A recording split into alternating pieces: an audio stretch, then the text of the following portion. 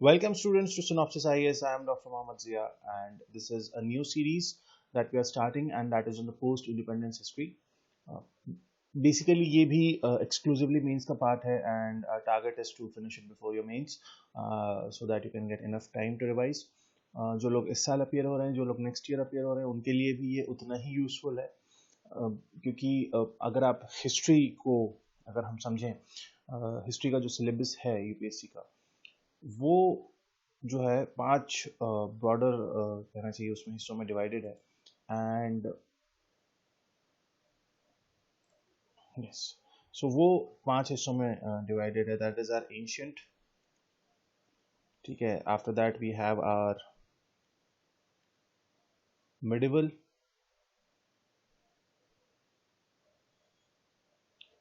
Then we have are modern ये जो तीनों चीज़ें हैं ये जो है ये हमारे प्रीलिम्स का हिस्सा है मेंस में जो एक्सक्लूसिव पार्ट है वो है एक तो ये पोस्ट इंडिपेंडेंस हिस्ट्री और दूसरा है वर्ल्ड हिस्ट्री तो हमारी वर्ल्ड हिस्ट्री की सीरीज भी जो है वो पैरेलल चल रही है ये हम आज से शुरू कर रहे हैं पोस्ट इंडिपेंडेंस हिस्ट्री सो एक बहुत इंपॉर्टेंट चीज़ जो आपको समझनी है कि in general post independence history को जब हम पढ़ते हैं या जब उसको देखने जाते हैं तो मोस्टली जो हमारा फोकस हो जाता है वो पॉलिटिकल यू नो वैल्यूज पे चला जाता है कि what was the politics but post independent history is way beyond that post independence history is basically the story of how India, from a country to a nation, ये जो एक change आया country से नेशन तक का एक देश से एक राष्ट्र बनने का जिसे हम हिंदी में कहें तो ये उसकी कहानी है ये सिर्फ ये नहीं है कि कब कौन पॉलिटिशियन जो है प्राइम मिनिस्टर बना या कब कौन होम मिनिस्टर बना that is never the story कई बार कंफ्यूज स्टूडेंट्स इसी चीज़ में हो जाते हैं कि वो इसके जो है वो पॉलिटिकल एस्पेक्ट्स पढ़ने लगते हैं पॉलिटिकल जो भी पॉलिसीज़ आई उनको पढ़ने लगते हैं लेकिन ये एक डिफरेंट स्टोरी है और इसको बिल्कुल ही डिफरेंट पर्सपेक्टिव से हम देखने वाले हैं सो आइए शुरू करते हैं पोस्ट इंडिपेंडेंस हिस्ट्री और before starting this post independence history हमें एक चीज़ समझनी होगी कि what was the condition of India at the eve of independence कि जब हमारा देश आज़ाद हुआ on 15th August 1947 को जब हमारा देश आज़ाद हुआ तब उसकी क्या कंडीशन थी तब वहाँ पे क्या सिचुएशन थी क्या अगर हम ये समझें कि ब्रिटिशर्स ने हमें क्या दिया जो कॉलोनियल पावर थी वो हमें क्या दे के गई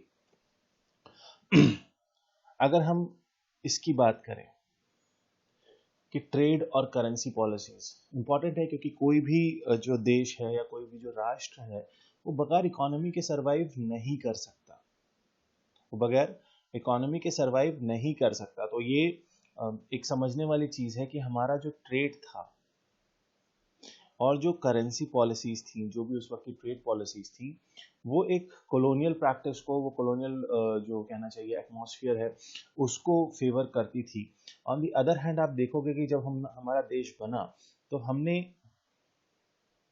वेलफेयर स्टेट का कंसेप्ट हम लेके आए हम किस चीज़ का कंसेप्ट लेके आए वेलफेयर स्टेट का और यहाँ पे क्या था यहाँ पे था ये कॉलोनियल प्रैक्टिस और कॉलोनियल प्रैक्टिस का बेसिक क्या होता है इट इज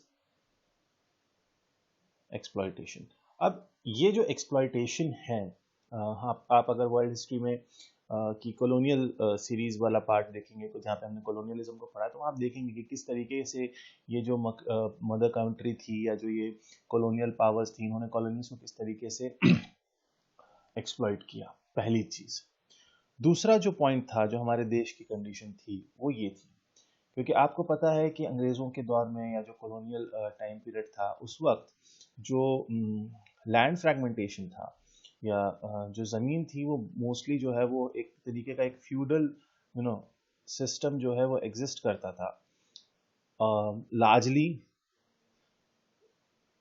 ज़मींदारी सिस्टम था ज़मींदारी सिस्टम में क्या हुआ there was an uneven distribution of land मतलब बहुत कम लोगों के पास, लेट्स से बहुत कम लोगों के पास बहुत बड़े लैंड की ओनरशिप थी, और बहुत ज़्यादा लोगों के पास, like this was the condition. ये आज भी है, और ये वाली कंडीशन जो है ना, ये आज भी है। अगर आज भी आप देखेंगे तो एक बहुत ही मतलब this is not very much to the fact, but एक रफ आइडिया भी लें तो हमारी जो फार्मिंग पॉपुलेशन है ना, उसके लगभग 20% पॉपुलेशन के पास आप ये मान के चलिए 80% ओनरशिप ऑफ लैंड है। ये एक बहुत ज्यादा फ्रेगमेंटेड लैंड था। और ये जो बाकी बची हुई 80% पॉपुलेशन है, जिसमें कि लार्जली हमारे स्मॉल और मार्जिनल फार्मर्स आते हैं, इनके पास है 20% लैंड। लेकिन इसमें भी एक प्रॉब्लम है, ये हाईली हाईली फ्रेगमेंटेड है। हाईली फ्रेगमेंटेड मतलब छोटा सा खेत है, लेट्स से 10 बीघे का खेत है। अब नेक्स्ट जनरेशन में 3 बच्चे हो गए, तो वो 10 बीघे का खेत जो है, लेट्स से वो 3 हिस्सों में डिवाइड हो गया। लेट्स से 3 हिस्सों में डिवाइड हो गया। अब हर किसी के पास ज़्यादा, किसी के पास कम। फिर क्या हुआ, उनकी अगले जनरेशन में, let's say the had 2 children, he had 2 children, ये फर्दर डिवाइड हो गया।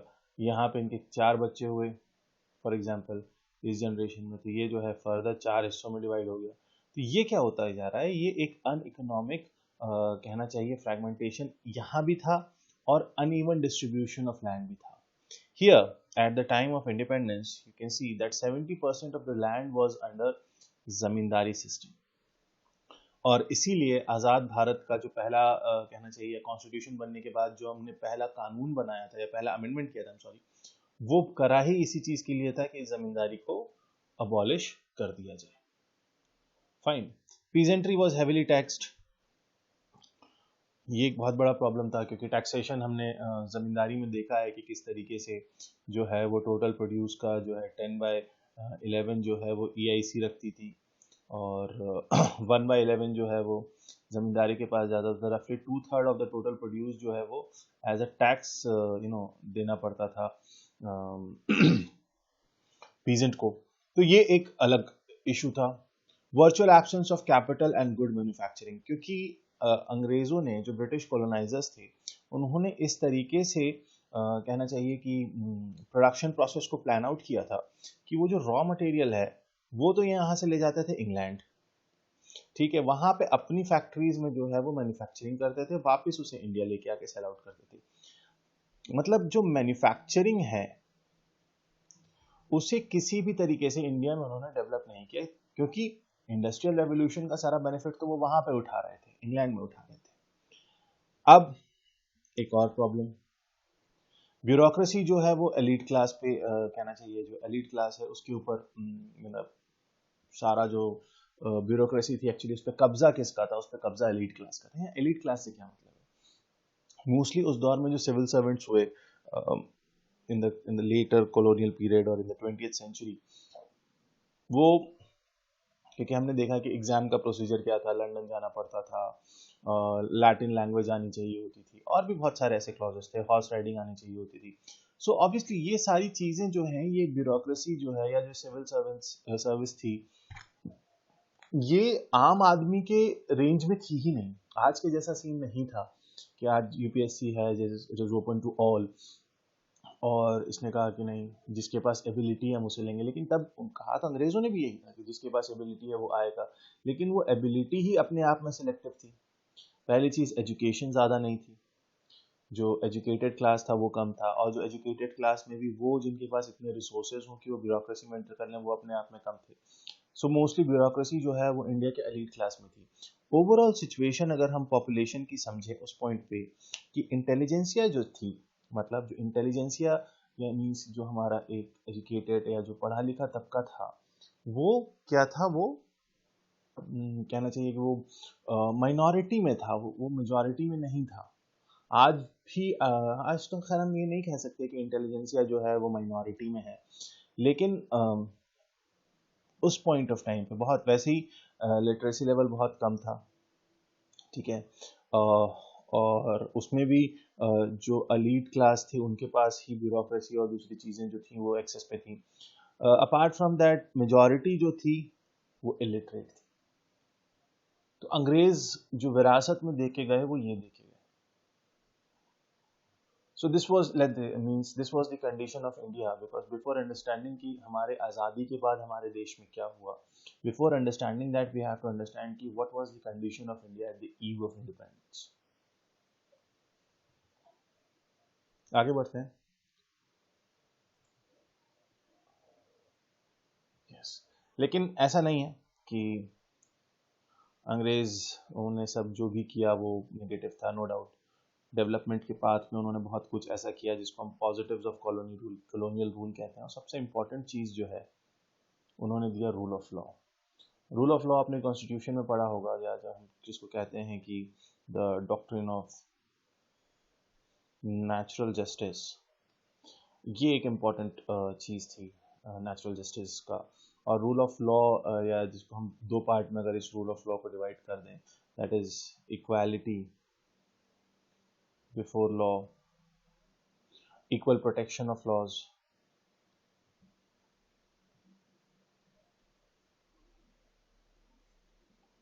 ये ऐसी चीज़ें थी जो अंग्रेज़ों की दी हुई है. और कहीं ना कहीं हमारा जब कॉन्स्टिट्यूशन फ्रेम हो रहा था तो इन चीज़ों का ध्यान बहुत अच्छे से रखा गया. फिर एक रिलेटिवली कहना चाहिए एक इंडिपेंडेंट जुडिशरी थी. इसीलिए देखो बायस तो थी, लेकिन हम फिर भी कंपैरेटिवली जो है वो एक रिलेटिवली इंडिपेंडेंट जुडिशरी थी. बैंकिंग सिस्टम आप देखोगे कि जितना हमारा जो है वो ये आरबीआई की बात हो या एसबीआई हो, ये स्पेशली आपको मतलब इंडिया में बैंकिंग सिस्टम बहुत अच्छा इवॉल्व था. लेकिन आफ्टर द डिप्रेशन ऑफ 1929 कहा जाता है कि इंडिया के अंदर ही करीब 430 से 450 बैंक जो हैं वो कोलैप्स कर गए थे. और उसके बाद उनको रियलाइज हुआ ब्रिटिश और इंपीरियल गवर्नमेंट को कि नहीं, हमें यहाँ पे एक प्रॉपर बैंकिंग सिस्टम चाहिए. Hence this RBI was formed as a central bank. तो हमने जो बैंकिंग सिस्टम, हम मॉडर्न इंडिया का जो हमने बैंकिंग सिस्टम एक्चुअली इवॉल्व किया, वो हमने इवॉल्व भी इसी स्केलेटन पे, इसी स्ट्रक्चर पे किया जो अंग्रेजों ने हमें दिया. इंश्योरेंस, ये भी एक इम्पॉर्टेंट चीज़ थी इकोनॉमी के अंदर. जब आप देखते हो कि बैंकिंग और इंश्योरेंस का बहुत बड़ा रोल है to do what, to maintain the circulation of money.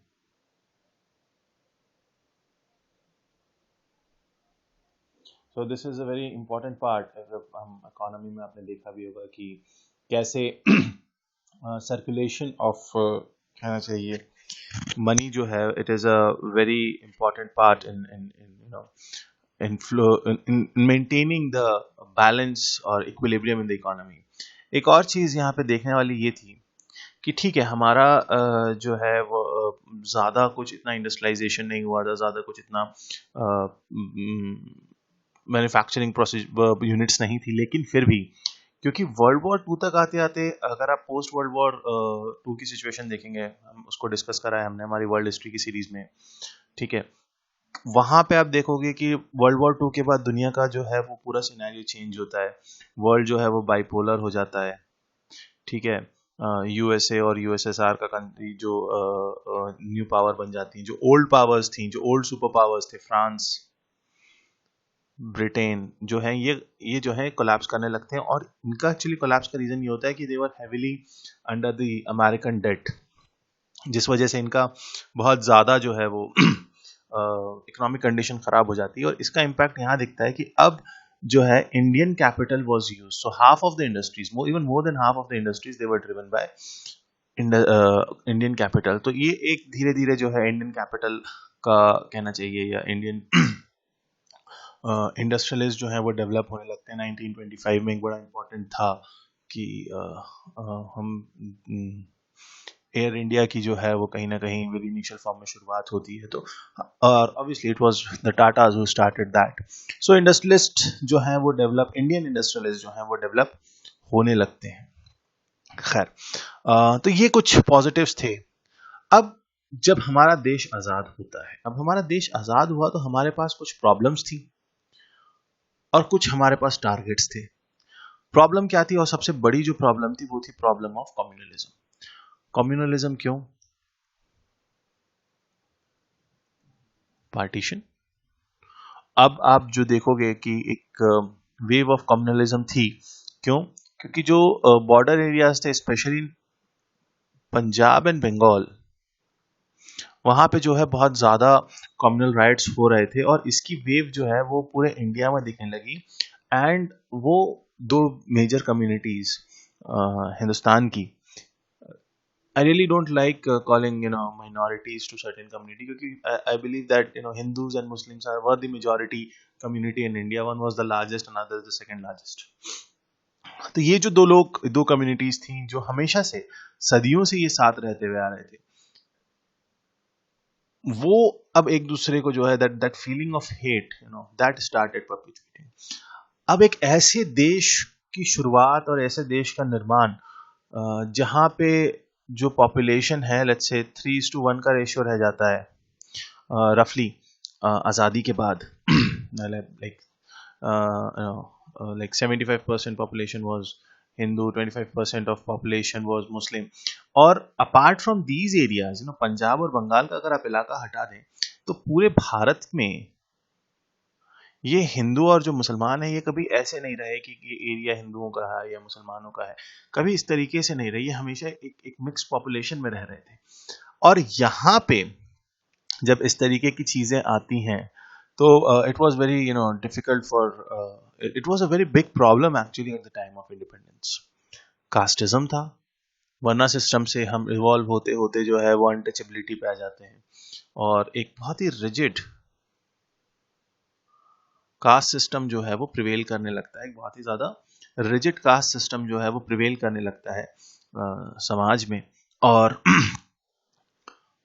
बहुत ही एक ऐसी कंडीशन आ जाती है कि हमारा जो देश है ना बहुत ज्यादा बटा हुआ था।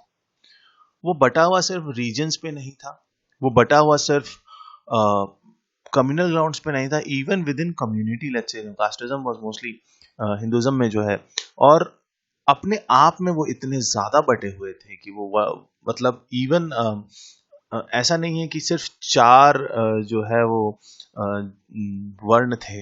अब जातियों में वर्ण वाला कंसेप्ट खत्म हो गया, वर्ण चली अब क्या आ गई, अब आ गई जाति। एक बड़ा अच्छा किसी समाज मतलब सोशलिस्ट उसने कहा कि जो कभी नहीं जाती उसे ही जाति कहते हैं। तो ये हिंदुस्तान, ये भारत के समाज का एक बहुत बड़ा रिफ्लेक्शन था। ये जो जाति प्रथा थी, जिसे हम हिंदी में इंग्लिश में जिसे हम कास्ट सिस्टम कहते हैं, क्योंकि ये वर्णा सिस्टम पे नहीं थी। अब जो है समाज एक नहीं कई जातियों में डिवाइड हो गया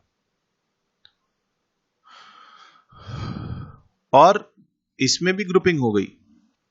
सवर्ण जिसे हम कहते हैं ना,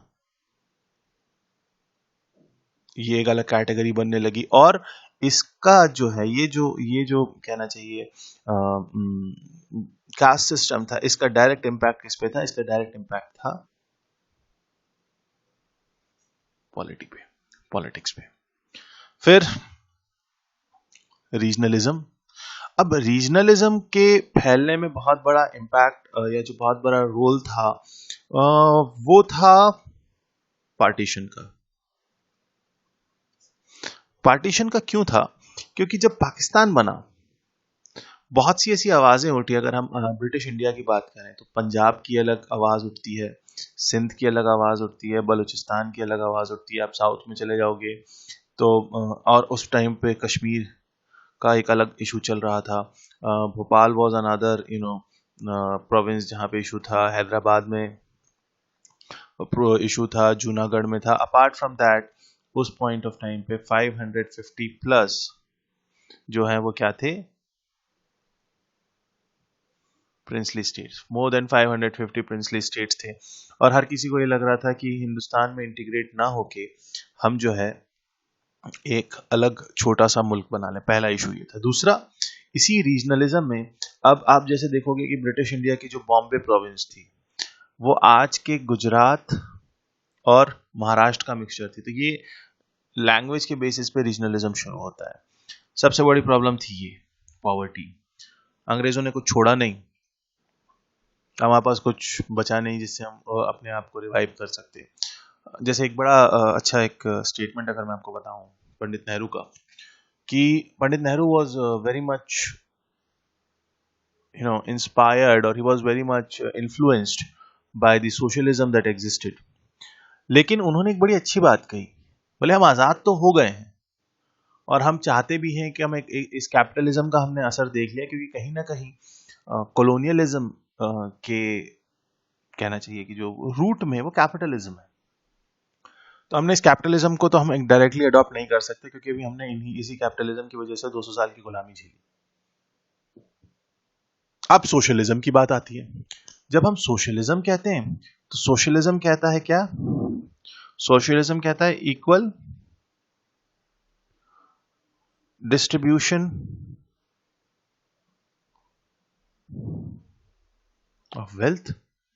सोशलिज्म क्या कह रहा है? Equal distribution of wealth. Pandit Nehru ने कहा हमारे पास ये तो है ही नहीं, इंडिया के पास वेल्थ कहाँ है, हमारे पास तो पॉवर्टी है। अब सवाल यह है कि इस पॉवर्टी को कैसे इक्वली डिस्ट्रीब्यूट किया जाएगा हिंदुस्तान के अंदर। So this was a problem, a bigger problem.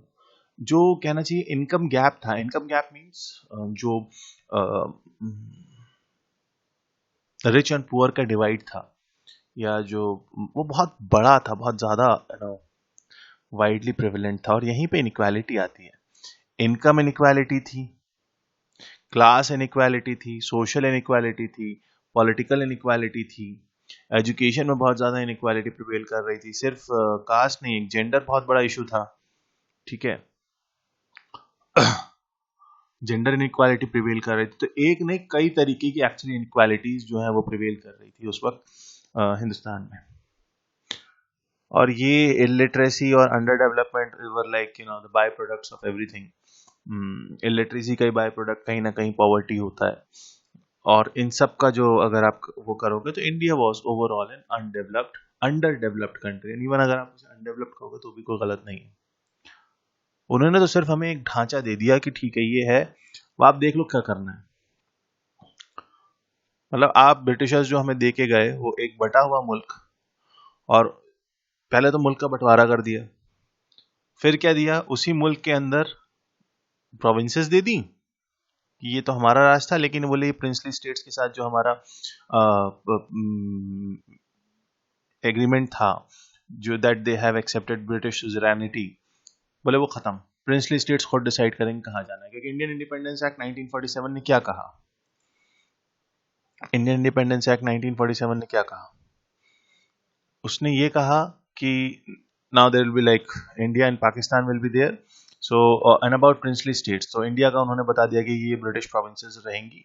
Pakistan में बता दिया, इंडिया में बता दिया कि ये वाली ब्रिटिश प्रोविंस रहेंगी, पाकिस्तान में बता दिया ये वाली प्रोविंसेस रहेंगी। और प्रिंसली स्टेट्स, उनके बारे में ये कहा जो प्रिंसली स्टेट जो है पाकिस्तान के साथ जाना चाहते हैं पाकिस्तान के साथ चले जाएं, जो प्रिंसली स्टेट जो है वो इंडिया के साथ जाना चाहते हैं इंडिया के साथ चले जाएं, और जो प्रिंसली स्टेट जो है वो इंडिपेंडेंट रहना चाहते हैं वो इंडिपेंडेंट रह जाएं। तो Mysore was basically the first state जिसने, जैसे ही ये अनाउंस हुआ था माउंटबेटन प्लान, मैसूर ने अपने आप को इंडिपेंडेंट डिक्लेयर किया, और यही एक्चुअली जम्मू कश्मीर ने भी अपने आप को इंडिपेंडेंट डिक्लेयर किया था। तो अगर हम ये कहें ना, बिकॉज जम्मू कश्मीर के अलावा सारे स्टेट्स ने जो है प्रॉब्लम कहीं ना कहीं सॉल्व कर दी थी, तो ये कहना गलत नहीं होगा कि 15 अगस्त को तो ये एक इंडिपेंडेंट कंट्री था। क्यों? क्योंकि ब्रिटिश कानून ये कह रहा था, जिस कानून के तहत उन्होंने हमें ट्रांसफर ऑफ पावर दिया, वो तो बाद में इंस्ट्रूमेंट ऑफ एक्सेशन साइन होता है सितंबर अक्टूबर में जब जो है पाकिस्तान की तरफ से कबाइले जो हैं वो आके अटैक करते हैं, श्रीनगर को ऑक्यूपाई कर लेते हैं।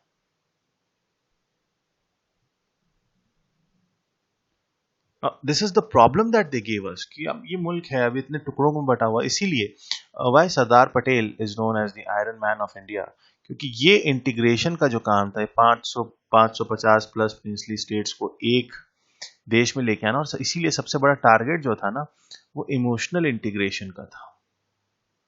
क्योंकि अभी भी कई ऐसी जगह थी जहां पे feeling no, what is nation, nation और कंट्री में फर्क क्या है? नेशन और कंट्री में फर्क सिर्फ इमोशन का है।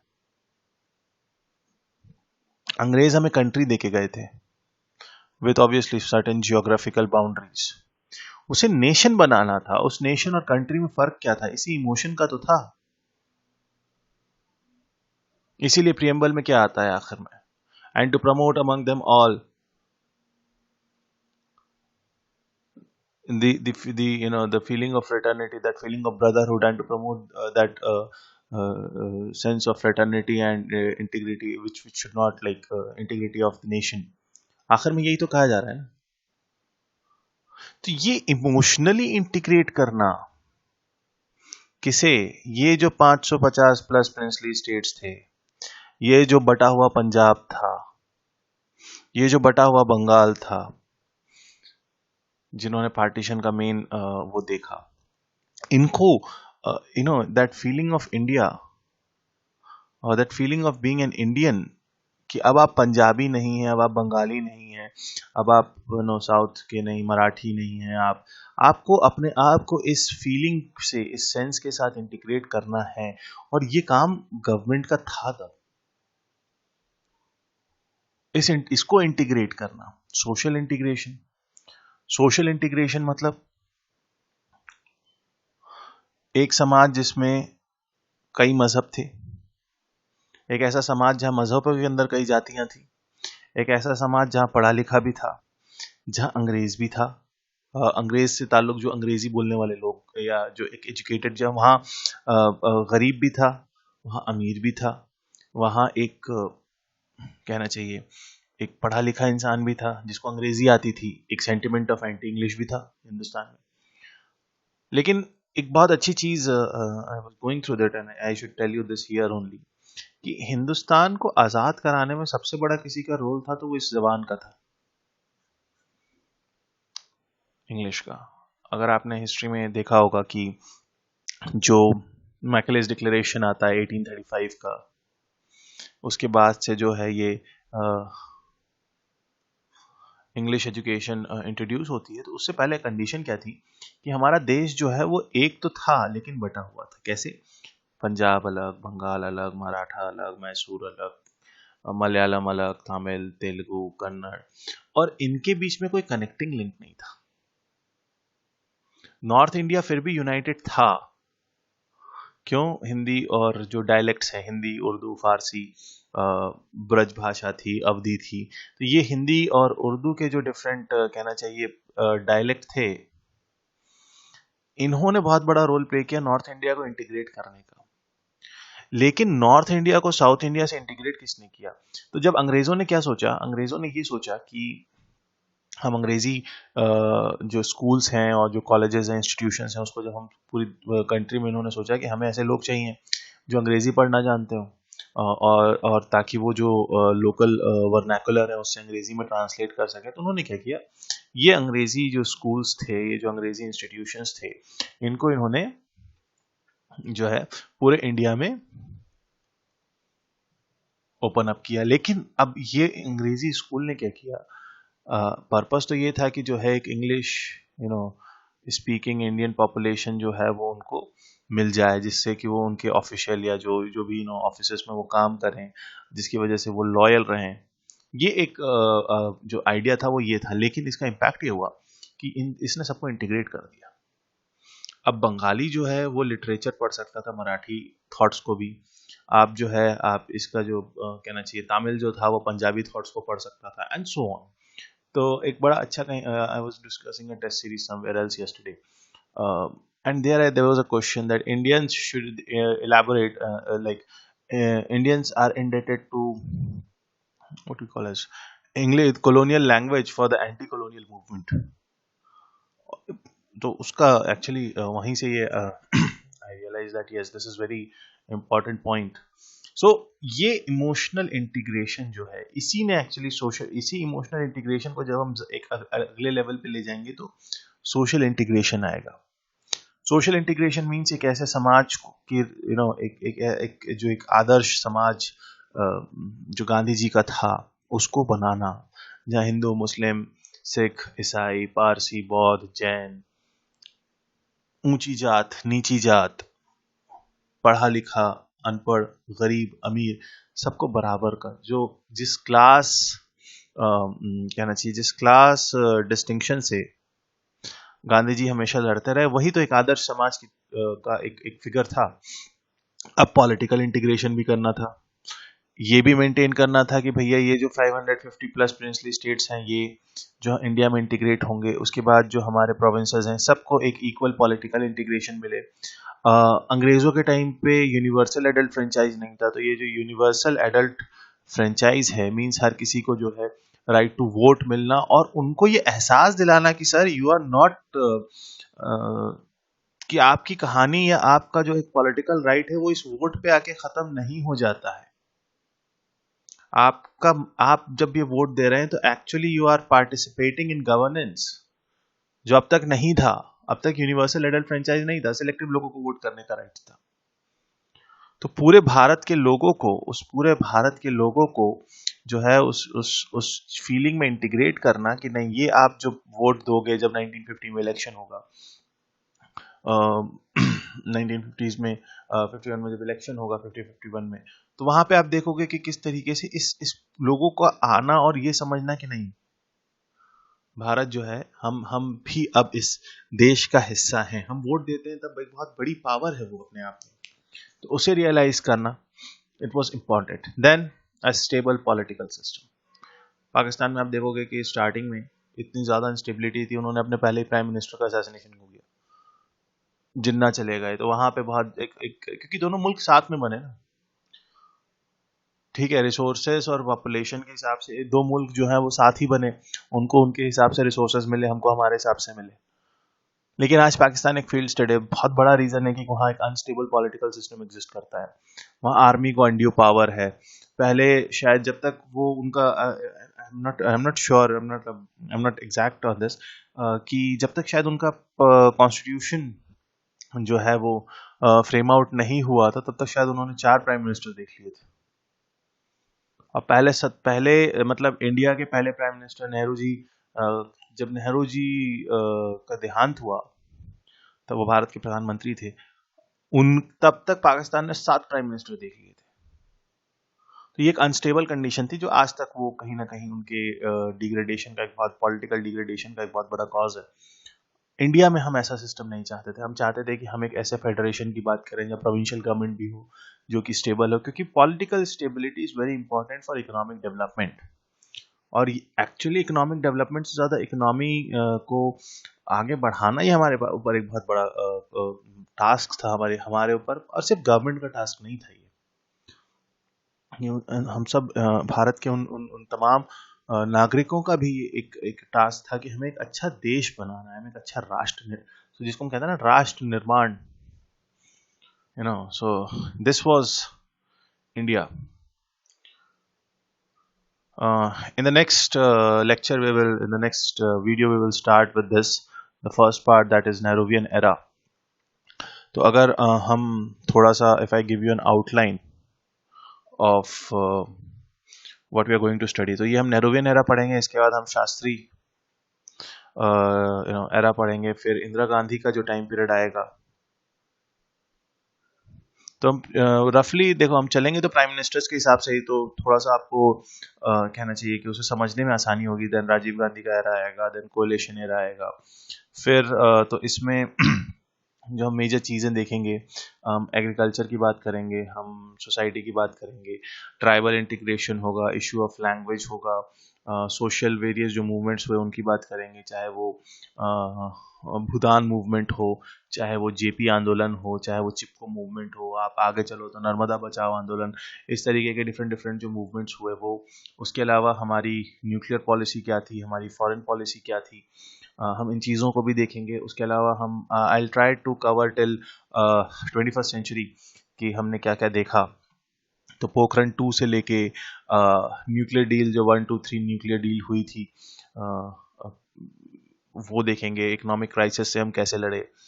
उसके अलावा अगर आप रिसेंट, हम डिमोनेटाइजेशन तक आने की कोशिश करेंगे कि how this were, because this are like very important historic events. एक रफ आउटलाइन है, लेकिन शुरुआत तो हम यहीं से करेंगे कि भारत एक देश कैसे बना। तो काफ़ी इश्यूज थे, काफ़ी प्रॉब्लम्स थे, linguistic reorganisation of the states हमारे इसी में देखेंगे। ग्रीन रेवोल्यूशन की बात करेंगे, वाइट रेवोल्यूशन की बात करेंगे, आईटी के एरिया में जो हमारे देश ने जो भी तरक्की की और कैसे ये आईटी रेवोल्यूशन जो है ये आया। उसके अलावा कुछ सोशल इश्यूज जो जैसे मंडल कमीशन, ठीक है, और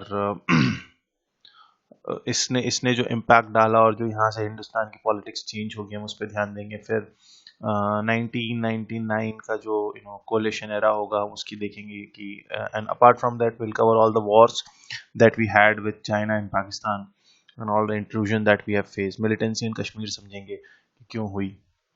सो एक रफ आउटलाइन है ये पोस्ट इंडिपेंडेंस हिस्ट्री की जो हम इस सीरीज में कवर करने वाले हैं।